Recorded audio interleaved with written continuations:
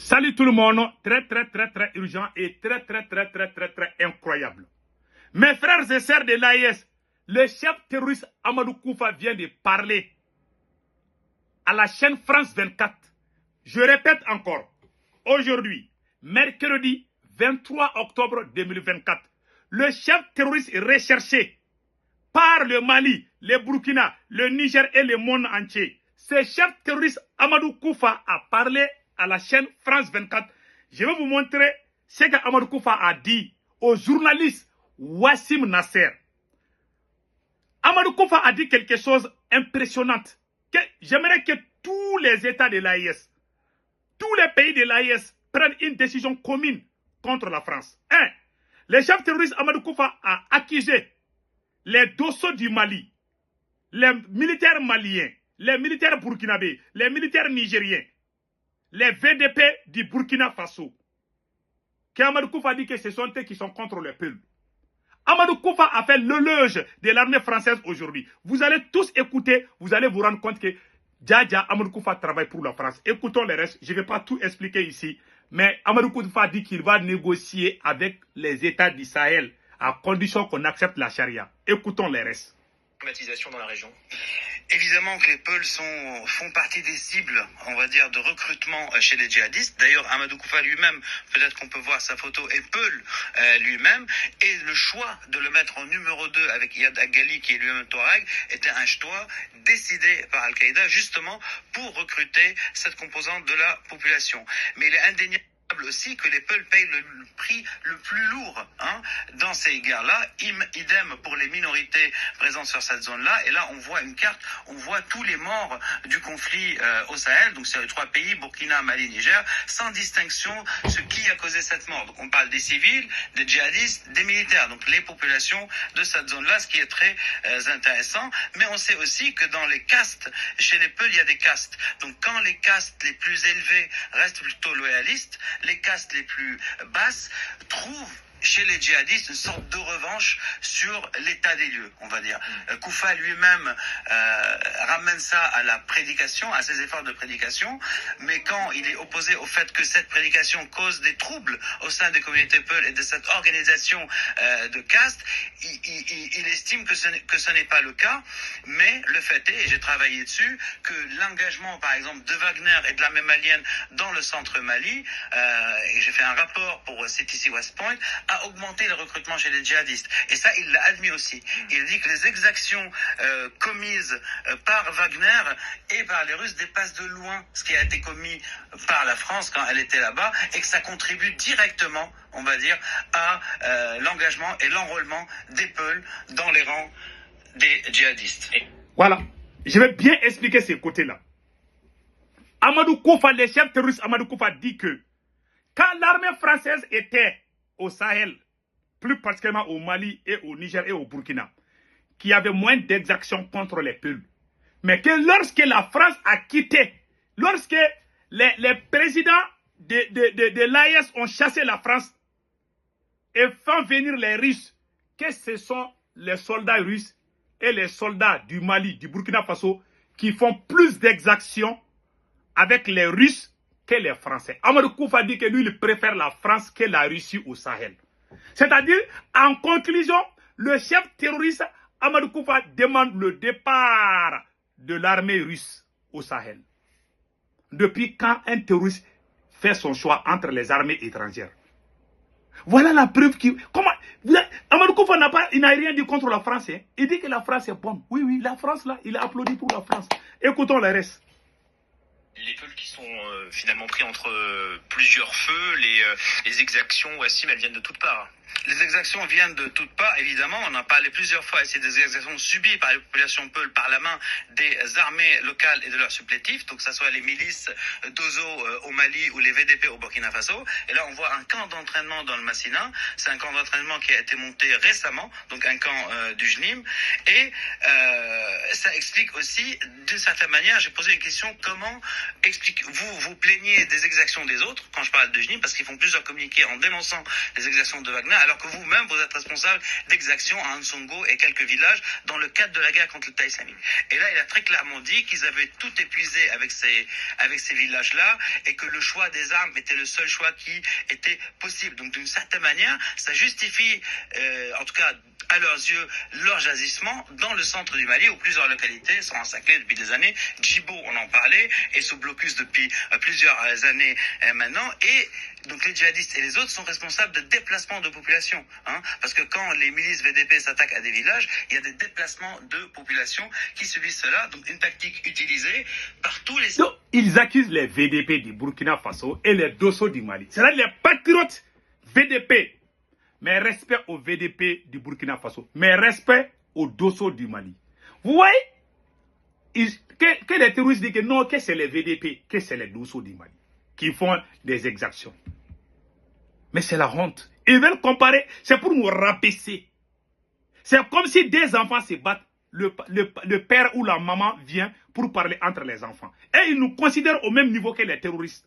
Au lieu de combattre les terroristes, et ils veulent savoir ce que les terroristes disent et ils veulent faire le jugement entre nous. C'est inimaginable, quoi. Écoutons le reste. Des acteurs étatiques et non étatiques sur zone, et on va voir les images de Barça Logo par ailleurs. Donc c'est un village où des villageois creusaient des tranchées autour du village, et en fait ils ont été attaqués pendant cela. Et donc s'il y a un rapport de Human Rights Watch qui va sortir le 29 et qui documente donc cette campagne du JNIM qui a mené à la mort de plus de 130 personnes. Il y a eu des rapports qui ont gonflé les chiffres jusqu'à 600, non. Il y a eu 130 ou 150 morts, donc ce sont des gens enrôlés de force. Mais quand on pose la question au JNIM, la réponse est ce sont des gens engagés contre nous avec l'armée depuis des années, et même les femmes sont utilisées comme éclaireuses. C'était pas dans les propos de Koufa, mais une question posée par ailleurs, qui sera dans leur rapport. Donc ça justifie aussi le fait que des femmes ont été tuées. Donc ils trouvent une justification à des exactions dans le cours de cette guerre. Et Koufa lui-même dit, certaines exactions sont justifiables, ça dépend qui les fait. Donc quand les autres recours sont épuisés à son sens. Vous évoquiez la confrontation entre le JNIM. Donc maintenant, que lui il a parlé avec Amadou Koufa, qu'Amadou Koufa dit qu'il y a des exactions qui sont justifiées. Par exemple, il parle des cas de Barsalgou, que c'est la population, que ce sont les autorités burkinabées, que ce sont que Amadou Koufa accuse les capitaines d'avoir forcé les gens à prendre des armes contre les terroristes. Donc vous voulez que les gens restent les bras courageux, les terroristes vont venir les tuer, quoi. Mais c'est la honte, quoi. Écoutons le reste.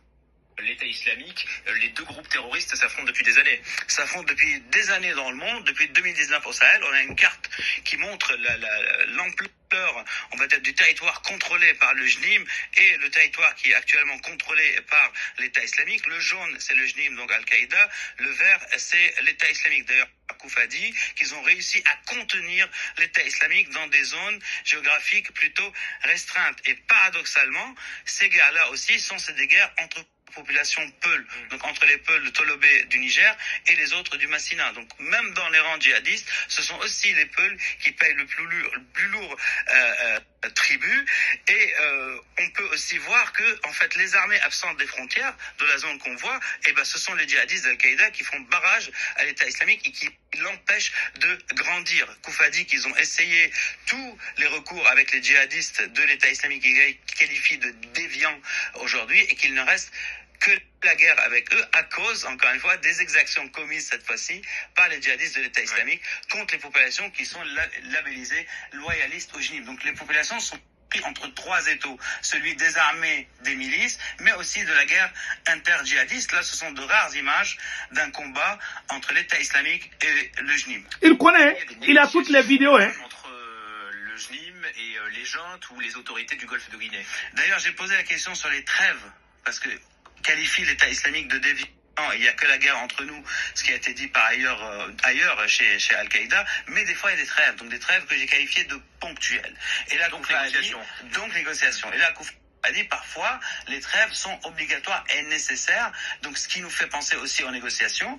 Très intéressant, et voilà, Koufa, on le voit ici, très intéressant de voir voilà Koufa. Que Koufa estimait que les négociations qui avaient lieu sous la gouvernance Bazoum n'étaient pas bonnes. alors qu'elles avaient des résultats quand même sur le terrain. Donc c'est plutôt surprenant ça. C'était plutôt surprenant, alors qu'aujourd'hui, par rapport aux juntes qui sont dominantes et qui gouvernent au Niger, à Bamako et au Burkina Faso, il dit que les négociations sont ouvertes. La porte des négociations est ouverte, sachant que ça vient, en tout cas, de la même personne, du même homme qui a parlé de résolution de conflit après l'attaque de Bamako. Donc on ne s'attend pas à ça. Et là, on voit des images d'une attaque au Togo, mise en garde vis-à-vis des pouvoirs au Togo, Bénin et Ghana, qui ne sont rarement que cités par les groupes djihadistes nommément. Il y a des revendications, mais les chefs n'en parlent pas. Et donc, il dit, si vous laissez nos populations tranquilles, donc encore une fois, population Peul qui vivent dans les zones frontalières, vous n'aurez pas les mêmes conséquences qu'il y a au Burkina, au Niger et au Mali. Et encore une fois, attaque de Bamako. Et Koufa, très vite, après l'attaque, quelques heures après, il parle de résolution de conflit dans le cadre de la charia. Donc on n'est pas dans le jusqu'au boutisme, on est dans la négociation. Et d'ailleurs, Koufa lui-même était désigné comme potentiel partenaire de négociation par le pouvoir malien sous Ibeka et par même le pouvoir malien sous Goïta avant le deuxième coup d'État. Est-ce qu'on peut dire, du coup, Wassim, que la stratégie du SNIM a évolué en zone urbaine ?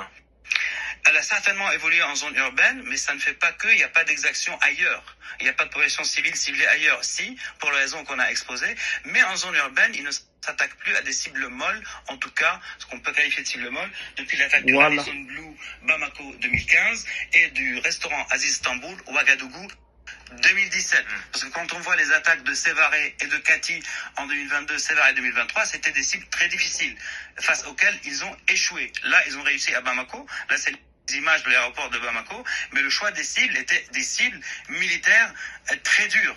Et donc, là, ils confirment que eux-mêmes cherchent à cibler des cibles militaires dures. Donc, c'est un choix politique aussi, parce que leur but aussi est de gagner les cœurs et les esprits. Que Amadou Koufa dit que lui n'est pas contre la population. Voilà. Que lui, il cible seulement les militaires. Ça, c'est pas vrai. Un terroriste qui est cherché. Donc, voilà ma conclusion. Voilà mon analyse. J'aimerais qu'on partage ça. Donc, je conseille tout le monde. Donc,